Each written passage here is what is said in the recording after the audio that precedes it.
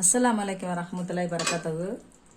சூப்பரான சுவையான ஒரு பழமையான ஒரு கருவேப்பிலை பூண்டு குழம்பு. இதை நம்ம எப்படி செய்யலான்றத வாங்க முழு வீடியோவில் போய் பார்க்கலாம். நம்ம முதல்ல இந்த கருவேப்பிலை வகையை வறுத்துக்கிறோம். கொஞ்சமாக லைட்டாக எண்ணெய் போட்டுக்கிறலாம். எண்ணெய் போட்டு கருவேப்பிலையை நல்லா கைப்பிடி, நல்லா ஒரு பெரிய கைப்பிடி அளவில் நம்ம கருவேப்பிலை நல்லா தண்ணியை வடிகட்டிட்டு நம்ம அது கூட சேர்த்து மொறு மொறுன்னு வறுத்துக்கிடுவோம்.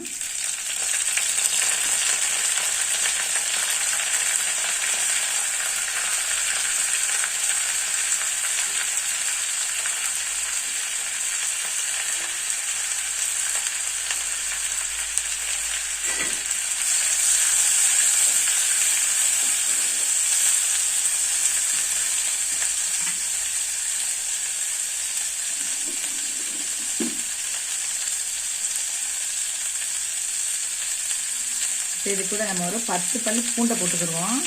ஒரு அரை ஸ்பூனு மிளகையும் சேர்த்துக்கிறோம். இது கூட சேர்த்து நல்லா வதக்கிக்கலாம். கருவேப்பிலை வந்து நல்லா வதங்கிடணும், அப்படிதான் நமக்கு நல்லாயிருக்கும். இந்த கருவேப்பிலை பூண்டு குழம்புக்கு வந்து கருவேப்பிலை ரொம்ப ரொம்ப நல்லது, முடியெல்லாம் கொட்டாது, ரொம்ப இரும்பு சத்து உள்ளது, ரொம்ப நல்ல சத்தான ஒரு கருவேப்பிலை பூண்டு குழம்பு. இது நல்லா கருவேப்பிலை மொறுன்னு வறுத்துக்கிடுவோம். முதல்ல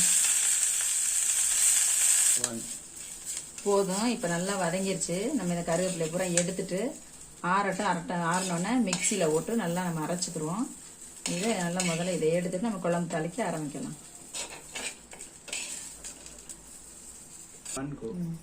இப்போ நம்ம கருவேப்பிலை ஆறிடுச்சு, அரைச்சிட்டு வந்தாச்சு. இப்போ நம்ம இதை அப்படியே வச்சுக்கலாம். தாளிக்க போயிடலாம் குழம்பு. நம்ம இது நல்லெண்ணெய் தான் நம்ம சமைக்கணும். இந்த நல்லெண்ணெய் சமைச்சாதான் நல்லாயிருக்கும். ஒரு 2 டேபிள் ஸ்பூனு நம்ம நல்லெண்ணெய் சேர்த்துக்கலாம். நல்லெண்ணெய் தான் ரொம்ப நல்லது உடம்புக்கு. எப்பவுமே காரக்குழம்பு சமைச்சா நல்லெண்ணெய் ஊற்றி சமைச்சா ரொம்ப நல்லாயிருக்கும்.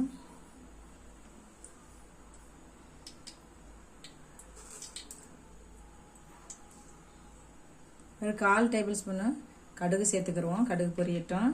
அது கூட ஒரு 1/4 டேபிள் ஸ்பூன் கடுகு பொரிஞ்சிருச்சு. நம்ம கொஞ்சமாக வெந்தயம் சேர்த்துக்கிடுவோம்.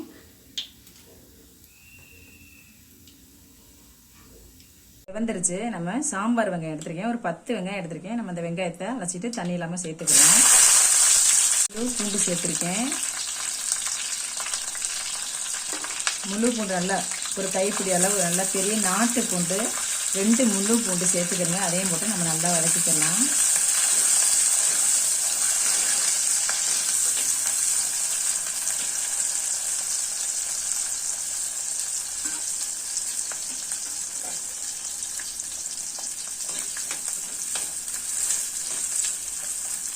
இப்போ நம்ம வந்து மீடியம் சைஸு 2 தக்காளி பெருசாக நல்லா வெட்டி வச்சுருக்கேன், பொடியாக வெட்டி வச்சுருக்கேன். அதையும் நம்ம அதை கூட சேர்த்துக்கிறோம். சேர்த்துட்டு நல்லா தக்காளி நல்லா குழையட்டும் நம்மளுக்கு, அப்பதான் குழம்பு நல்லாயிருக்கும்.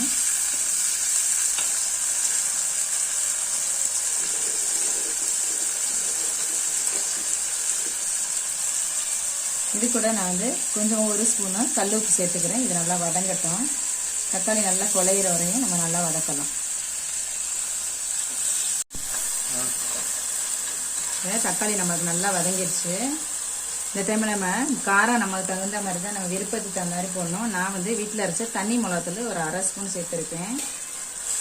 காரம் நீங்கள் நிறைய சாப்பிட்றீங்கன்னா நிறைய சேர்த்துக்கலாம். வீட்டில் அரைச்ச குழம்பு மிளகாத்தூள், இந்த மிளகாத்தூள் வந்து நான் வீடியோவில் ஏற்கனவே போட்டிருக்கேன், நீங்கள் பாருங்கள். அந்த குழம்பு மிளகாத்தூள் வந்து 2 டேபிள் ஸ்பூன் மிளகாத்தூள் நான் சேர்த்துருக்கேன். இதுலேயும் மிளகா போட்டிருக்கோம். 2 டேபிள் ஸ்பூன் சேர்த்துக்கிறோம். கொஞ்சமாக மஞ்சத்தூள் சேர்த்துக்கலாம், ஏன்னா மசாலாலேயே நான் மஞ்சத்தூள் போட்டிருக்கேன். போட்டு நல்லா வதக்கலாம்.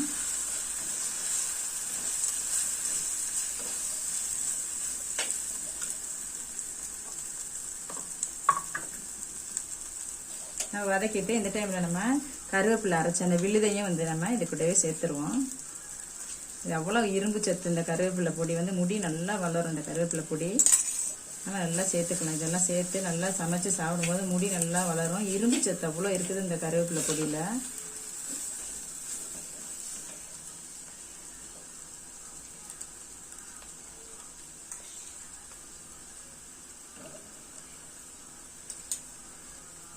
இப்போ நம்ம புளிக்கரைசல் வச்சுருக்கேன், ஒரு எலுமிச்சம்பழ அளவு புளிக்கரைசல் வச்சுருக்கேன். நம்ம அந்த புளிக்கரைசலை நம்ம அது கூடவே ஊற்றிடலாம்.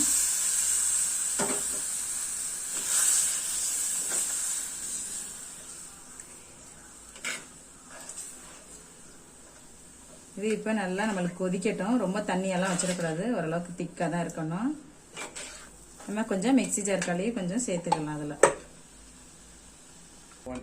இப்போ இது நல்லா நம்மளுக்கு கொதிச்சு பச்சை வடை போட்டோம். அது வரையும் நம்ம அப்படியே மூடி விட்டு மீடியமாக வச்சுக்கலாம். இல்லை இந்த மாதிரி வச்சு அடுப்பு வந்து மீடியமாக வச்சுக்கலாம். நல்லா கொதிச்சு பச்சை வாசனை போய் நம்மளுக்கு எண்ணெய் பிரிஞ்சு மேலே வரட்டும், நம்ம பார்க்கலாம். இப்போ நம்ம குழம்பு எந்த அளவுக்கு ரெடி ஆயிருக்கு பார்ப்போம். சூப்பராக ரெடி ஆயிருக்கு. அவ்வளோதான், நம்மளுடைய கருவேப்பிலை பூண்டு குழம்பு ரெடி ஆயிடுச்சு. கண்டிப்பாக இதை சமைச்சு பாருங்கள். சமைச்சு பார்த்துட்டு எனக்கு சப்ஸ்கிரைப் பண்ணுங்கள், கமெண்ட் பண்ணுங்கள். சப்ஸ்கிரைப் பண்ண எல்லாருக்கும் ரொம்ப ரொம்ப நன்றி. அருமையான பூண்டு குழம்பு கமகமான்னு ரெடி ஆயிடுச்சு.